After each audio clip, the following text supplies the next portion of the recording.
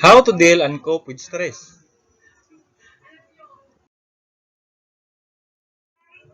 Stress is normal and to some extent a necessary part of life.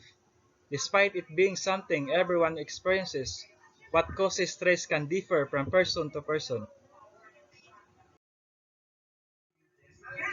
What's causing your stress may already be something you're abundantly aware of, but given the importance of keeping stress in check with it when it comes to mitigating the effects it can have on your own physical and mental health, it's worth opening yourself up to the possibility that other factors may be at play too. Craft your stress reduction plan with all of them in mind.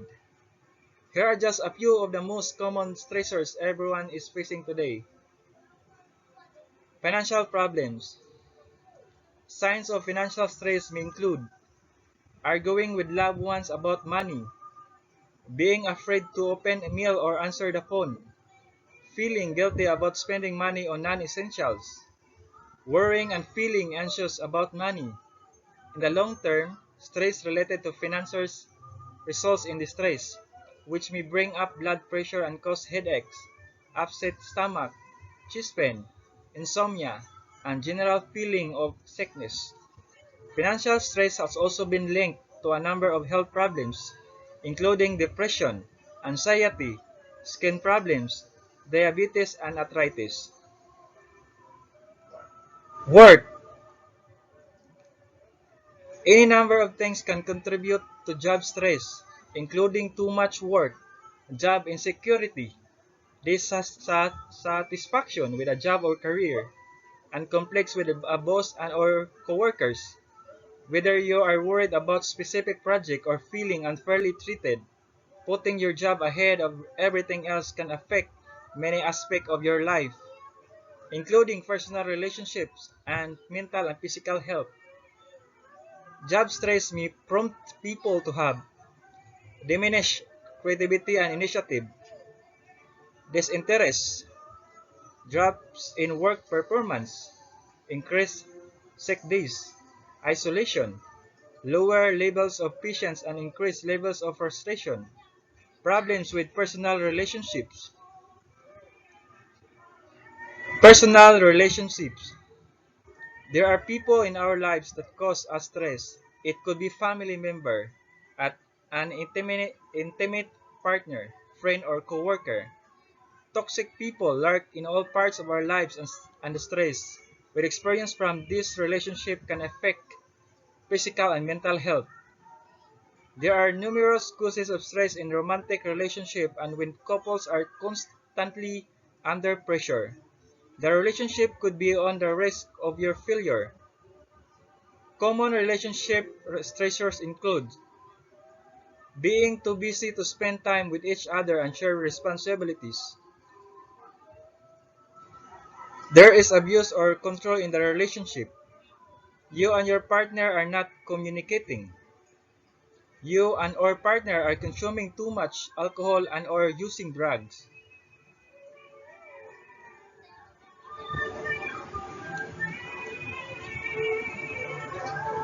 Daily life and business.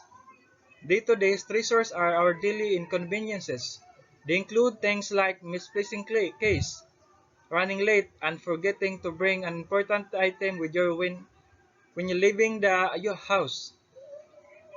Usually, these are just minor setbacks, but if they become frequent, they become a source of anxiety affecting physical and or psychological health. The stress of being too busy is getting more and more common. These days, people are busier than ever and that adds a lot of stress to their lives.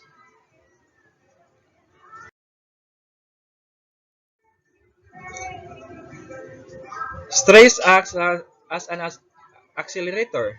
It will push you either forward or backward, but you choose with direction. Stress is our bodies and minds way of telling us that something has upset our normal equilibrium. At times, stress is not a bad thing as it may motivate us to succeed, but sometimes stress can affect us in a negative way. You're not born knowing how to deal with stress. Instead, you slowly learn over time what does and doesn't work for you. While stress is a normal part of life, it's still though to live through. And sometimes you get thrown curveballs you haven't dealt with before. While some research has shown that short bursts of stress can be good for you, long-term stress can actually change your genes, leading to an increased inflammation that can bring on a variety of health issues. That's one of the reasons why it's important to learn how to cope with stress the right way. Also, it's nearly impossible to fully banish stress from our lives. Over the course of lifetime, we will always be confronted with various types of stress. Because of this, it's important to develop healthy ways to manage stress. These are the best expert-backed ways to de-stress right now. Go outside.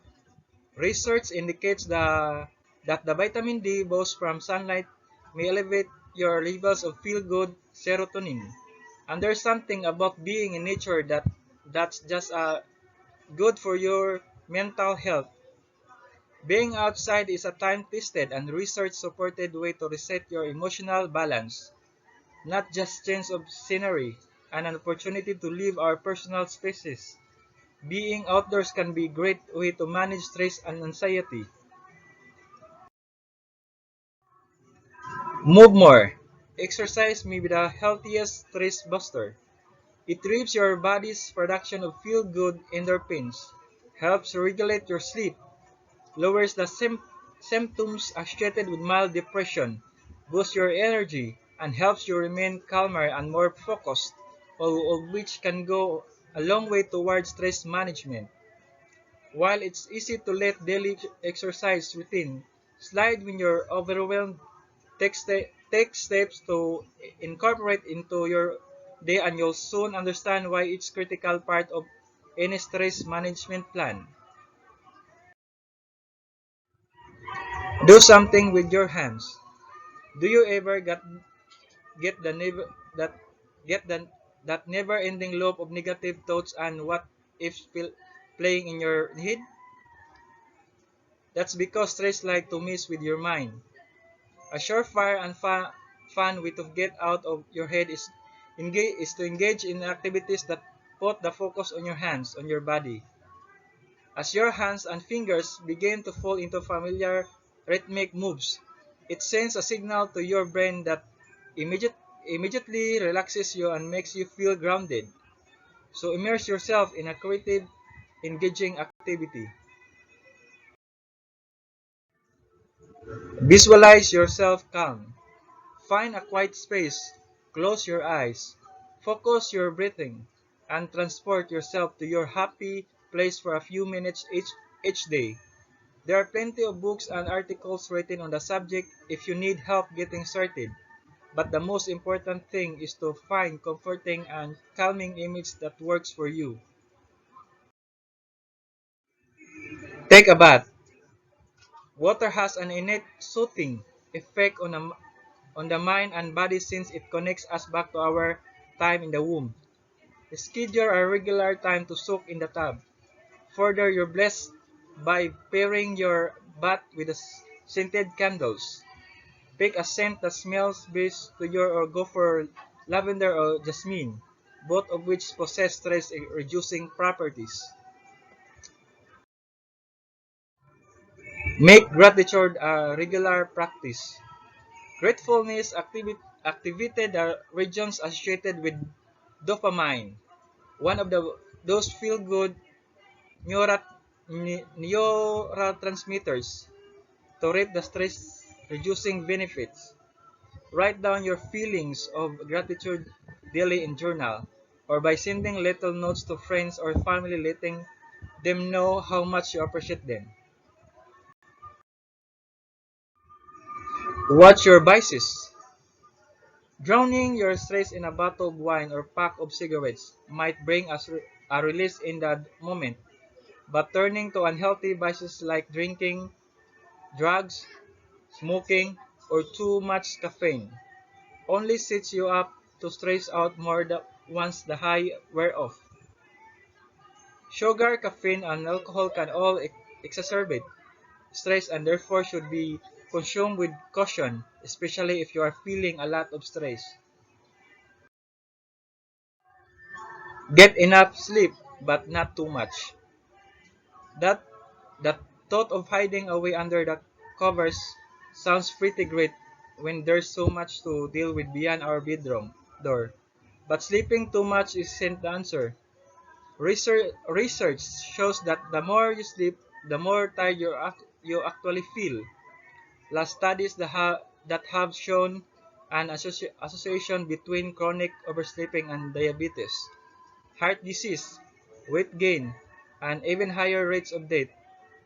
Adding health problems to your already heavy load is only going to exacerbate your stress levels. That said, too little sleep can make stress worse too. When you are tired and depleted, things look worse and less manageable than when you're rested. The sweet spot to aim for is between 7 to 9 hours of shut eye a night.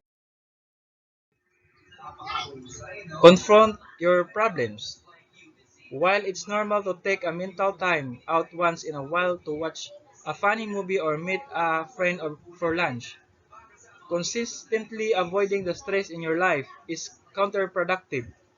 Tuning in rather than turning away from stress is one of the best ways to understand and therefore manage stress. The more you ignore something, whether it's a concrete problem like paying of bills or an emotional one like the fear of losing a job, the greater it's going to get. Your best bet is to reach out for help and make a plan of action that will eventually diminish your problems and alleviate your stress. Try a different perspective. If you make a mistake at work, do you assume you're going to get fired? Have a fight with your partner and worry the relationship may be over? It's not uncommon to jump to worst case scenarios when dealing with an upsetting issue, but blowing things out of proportion only intensifies your stress. When we're feeling stressed, it's very easy to view ourselves in a negative light. To soften your inner negativity, try looking at things from a different perspective. Talk to yourself as if you were offering advice to your best friend, and odds are you'll have much more compassionate and positive things to say. Pay attention to your eating. Like alcohol or drugs, food often becomes a crutch when coping with difficult times. Soothing your pain with high calorie, high sugar, or high fat comfort foods feels good at first, but it can quickly spiral out of control when your mind and body begin to associate negative emotions with eating. At the first sign of stress, anger, or sadness, you'll instinctively reach for food rather than dealing with the feeling at hand. Overeating can also make you feel bloated and sluggish, and that's not going to do mental health any favors. Eliminating the biggest sources of stress and learning to manage the rest will help you have a positive outlook towards life, which will have a positive trickling effect on your family and friends. With better stress management techniques, things which seem overwhelming will soon become trivial. You will be healthier, happier, and more energetic, ready to face whatever obstacles that come your way.